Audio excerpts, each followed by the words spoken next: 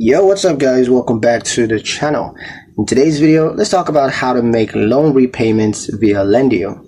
Paying back what you loan on time is crucial for maintaining good standing with lenders. Here's how to make repayments through Lendio. First step, log into your Lendio account using your credentials. Now once you're on your dashboard, just navigate to the loan section. Now select the active loan that you want to repay and then just click make a payment. Go ahead and choose your preferred method. It could be linked bank accounts, ACH transfers, or debit card.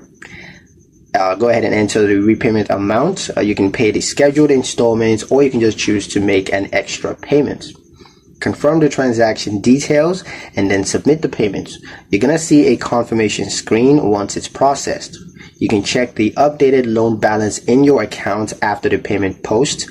Because timely repayments keep your account in good standings and improve your chances of securing future financing through Lendio. So you want to make sure that you pay back on time. And that's pretty much it for the video, guys. Hope you liked it. Hope you found the information here useful enough. If you did, like, share, and subscribe for more helpful tutorials. Thank you guys for watching, and I'll see you in the next one.